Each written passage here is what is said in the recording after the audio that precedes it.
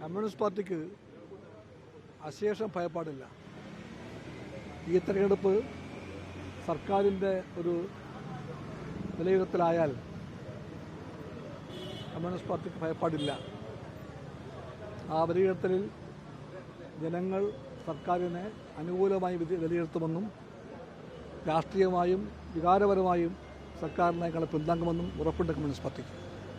അതുകൂടെ പറഞ്ഞുകൊണ്ടാണ് കഴിഞ്ഞ 9.5 കൊല്ലക്കാലം LDF ഗവൺമെൻറ് ചെയ്ത കാര്യങ്ങളെല്ലാം എണ്ണി പറഞ്ഞുകൊണ്ടാണ് ആ ചെയ്തികളെല്ലാം ഉണ്ടാക്കിയ ജനക്ഷേമത്തെ ചൂണ്ടിക്കാട്ടിയാണ് LDFും കമ്മ്യൂണിസ്റ്റ് പാർട്ടിയും വോട്ട് ആവശ്യപ്പെടുന്നത്. ജനങ്ങൾക്ക് അത് ബോധ്യമാണ്. അവർ LDFിനെ 2 കൈയും കൊണ്ട് പിന്താങ്ങുന്നുണ്ട്. മുനമ്പം സമരം അറിഞ്ഞിരുന്നു, അത് നിർത്താനുള്ളൊരു ഘട്ടത്തിലേക്ക് നീങ്ങിയാണ്. രാഷ്ട്രീയമായ മുതലെടുപ്പ് ഏതെങ്കിലും ഘട്ടത്തിൽ ആരെങ്കിലും നടത്തിയതായി തോന്നിയിട്ടുണ്ടോ CPI സംബന്ധിച്ചിടത്തോളം? CPIക്കും ഇടതുപക്ഷത്തിനും വ്യക്തമായി പറയാൻ കഴിയും. ആ സമരത്തിൻ്റെ ആരംഭകാലം മുതൽ 1-ാം ദിനം മുതൽ കമ്മ്യൂണിസ്റ്റ് പാർട്ടി പറഞ്ഞു, LDF പറഞ്ഞു, മുനമ്പത്തെ മനുഷ്യരുടെ അവകാശങ്ങളൊന്നുപോലും ബലികഴിക്കപ്പെടുകയില്ല. LDF ഗവൺമെൻറ് ആ അവകാശങ്ങളെ പൂർണ്ണമായും പിന്താങ്ങുന്നുണ്ട്.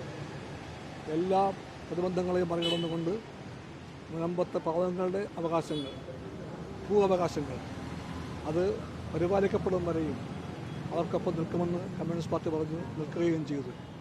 ഇന്നലെ ഇപ്പോൾ കോടതി ഉണ്ടായ നിമിഷം തന്നെ കേരള ഗവൺമെൻറ്റും റവന്യൂ വകുപ്പും അവർക്ക് കോടതി വിധി പ്രകാരമുള്ള കൈവശ രേഖ കൊടുക്കാനുള്ള നടപടി അപ്പോൾ തന്നെ എടുത്തു കഴിഞ്ഞു. മുമ്പും കേരള ഗവൺമെൻറ്റും റവന്യൂ വകുപ്പും അവിടുത്തെ മനുഷ്യരോട് നികുതി പിരിക്കാനുള്ള നിർദ്ദേശം കൊടുത്തതാണ്. അന്നാണ് കോടതി ഇടപെട്ടുകൊണ്ട് അത് അല്പം തടസ്സമുണ്ടായത്. ഗവൺമെൻറ് ആ തടസ്സം മാറ്റിയിരിക്കുന്നു. ബഹുമാനപ്പെട്ട ഹൈക്കോടതിയോട് നന്ദിയുണ്ട് കമ്മ്യൂണിസ്റ്റ് പാർട്ടിക്ക്, LDFിനും. കമ്മ്യൂണിസ്റ്റ് പാർട്ടിയും LDFും വ്യക്തമായി പറയുന്നു, മുനമ്പത്തെ മനുഷ്യരുടെ കൂടെ നിലകൊണ്ട പാർട്ടി നിലയ്ക്ക് ഈ പാർട്ടി അവരെ എല്ലാവരെയും ഹൃദയപൂർവ്വം അഭിവാദ്യം ചെയ്യുന്നു. ലേബർ കോഡിലെ ഇത് കഴിഞ്ഞാൽ ഞങ്ങളവിടെ പോകുന്നുണ്ട് അവരെ കാണാൻ വേണ്ടി, മുനമ്പത്തെ മനുഷ്യരെ കാണാൻ വേണ്ടി. ലേബർ കോഡിലെ തൊഴിലാളി സംഘടനകളുമായിട്ട് ചർച്ച നടത്താതെ കരട് വിജ്ഞാപനം തയ്യാറാക്കിയത് ശരിയാണ്. ആ ചർച്ച ഇന്നുണ്ടാകും.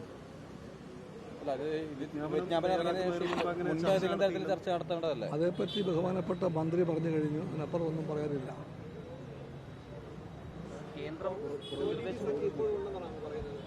എപ്പോഴും ഉണ്ടല്ലോ, എപ്പോഴും ഉണ്ട്.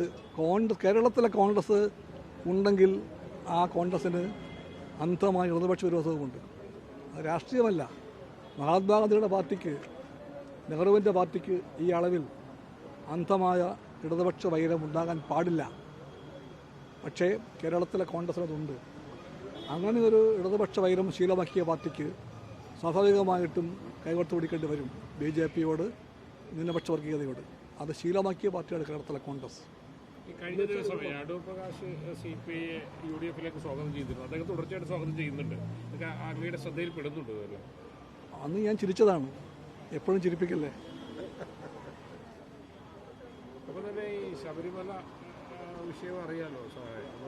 CPIയുടെ പ്രത്യേകിച്ച് CPIയുടെ ഒരാൾ കൂടി ഭരണസമിതിയിലൊക്കെ ഉണ്ടായിരുന്ന ഒരു ഘട്ടം ഉണ്ടായിരുന്നല്ലോ. എന്താണ് CPI എങ്ങനെയാണ് ഇതിനെ കാണുന്നത്? CPIക്കും CPMനും LDFിനും ഒരേ നിലപാടാണ് കാര്യത്തിൽ. ആ നിലപാട് ഇങ്ങനെയാണ്. അവിടെ ദേവസ്വത്തിൻ്റെ സ്വത്ത്, ശബരിമലയുടെ സ്വത്ത് ആരപഹരിക്കാൻ ശ്രമിച്ചാലും അവർ കുറ്റക്കാരാണ്. ആ കുറ്റക്കാരെ ശിക്ഷിക്കണം. ശിക്ഷിക്കുവാൻ വേണ്ടി LDFും കമ്മ്യൂണിസ്റ്റ് പാർട്ടിയും CPMും നിലകൊള്ളുമെന്ന് ആ നിലപാട് CPI വ്യക്തമാക്കുന്നു. CPM ആ നിലപാട് ആദ്യം മുതലേ പറയുന്നുണ്ട്.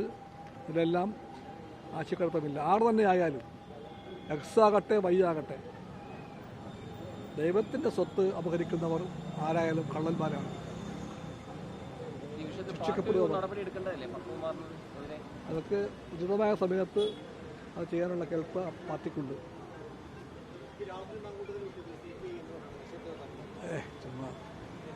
നിങ്ങളുടെ രാഷ്ട്രീയം പറ.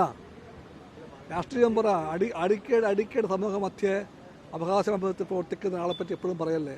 സ്ത്രീകളെ അപമാനിക്കലാണത്.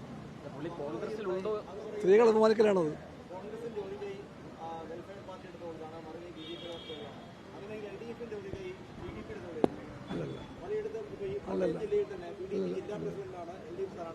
ഇല്ലില്ല, സി പി ഐക്ക് എവിടെയും ഒരു വർഗീയ പാർട്ടിയുമായും രാഷ്ട്രീയ ബന്ധമില്ല, എൽ ഡി എഫിനും ഇല്ല.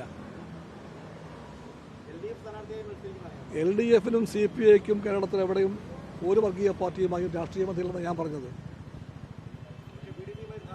ഞാൻ പറഞ്ഞല്ലോ, കേരളത്തിലെവിടെയും സി പി ഐക്കും എൽ ഡി എഫിനും ഒരു വർഗീയ പാർട്ടിയുമായും രാഷ്ട്രീയ ബന്ധമില്ല. അവർ